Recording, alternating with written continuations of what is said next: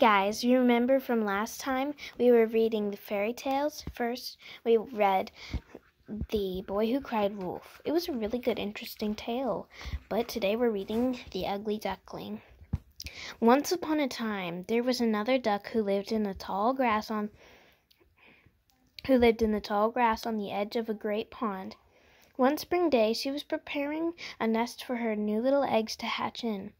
As she arrived home from gathering leaves, she noticed that one of her eggs was rather larger than the rest. My, Mother Duck chuckled. That is certain to be one big duckling.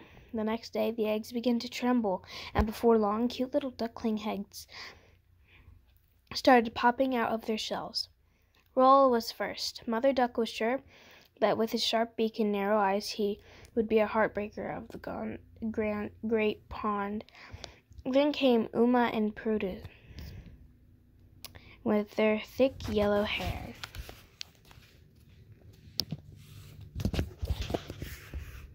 Next were Baxter and Max, who busted out of their shells with such force that Mother Duck worried that they would become bullies.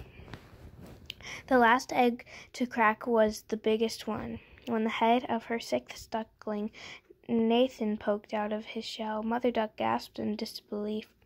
She had never seen such an ugly duckling, and though she loved Nathan every bit as much as all her other babies, she began to worry what would become of him. All spring, Mother Duck had taught her six little ducklings how to paddle around, duck for insects and crumbs, and build cozy nests. Nathan's brothers and sisters let him play with them, but the other ducklings on the great pond were not so friendly. When Mother Duck took them all for a swim, they would paddle around Nathan,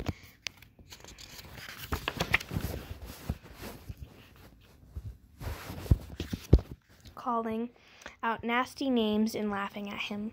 As summer approached, the teasing got worse, and it began to affect Mother Duck's happy feathered family. Uma and Prudence started hanging out late with the other ducks and only spent time with their family when Mother Duck would put her web foot down. Roll whined that the stress was giving him frizzy feathers, and Max and Baxter were gaining a reputation as hooligans. Nathan could see his mother's worry and decided enough was enough. I'm the cause of all this trouble, thought Nathan. I'm so hideous looking, it's breaking up my family. So he decided to sneak away and live on the other side of the great pond by himself. All through the long, hot summer, Nathan didn't see anyone, not even a tadpole. Then one fall day, as he paddled on his back looking up at the clouds, he heard a voice behind him say, "Hi there." Startled, Nathan turned around to find 3 girl swans swimming towards him. "Are you talking to me?" he asked nervously. "I sure am," said one of the swans. "My name is Sophia. What's yours?"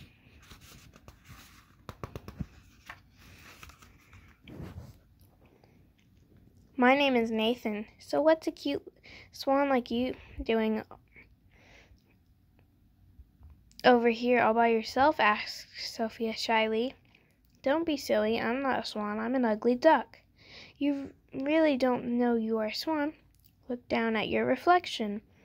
Sure enough, when Nathan peered into the calm water, he saw a handsome white swan staring back at him.